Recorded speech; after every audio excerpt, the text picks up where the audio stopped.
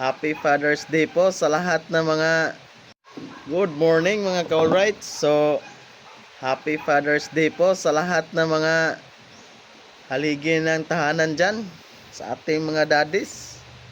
Good morning, good morning. So, isang malamig na umaga po ngayon mga ka-alright.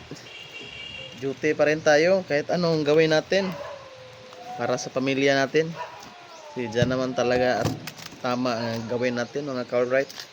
Tayo mga ama, di tayo magpapakita sa kanila na tayo ay napapagod or sumusuko, kasi bawal yan sa ating mga tatay. Tayo yung haligi, tayo yung magpakita sa kanila na kaya lahat kahit mahirap lang tayo mga ka-alright.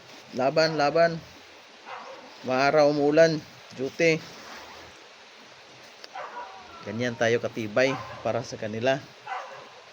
So, kahit wala na tayong matira, basta sila yung mauna, goods na goods yan mga ka-alright.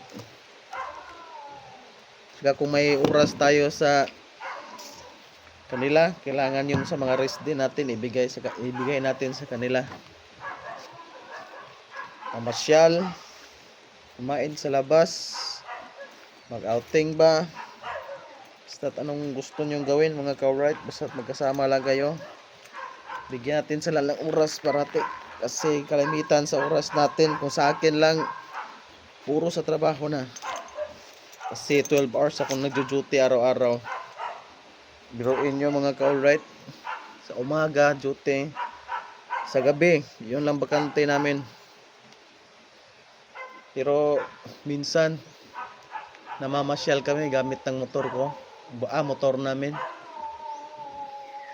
Yun, kahit doon may oras kami na isasama talaga. So kung wala naman, hindi naman kami lumalabas, andun lang kami sa loob ng kwarto, kahiga, gaantay yung kailan antukin. So yun mga ka-alright, so tuloy-tuloy pa rin tayo dito, consistent. So mahirap talaga sa takaran ni Meet Boss M nga natin ngayon, kasi stricto. Siguro halos lahat din pula yung mga dashboard, sa karamihan. Sa akin, kahit anong gawin mong engagement, consistent, pero pula pa rin. Pero kung makita mo naman sa 7 days niya na record is green naman siya.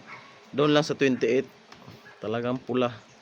So walang susuko pa rin dito mga ka-alright, tuloy lang.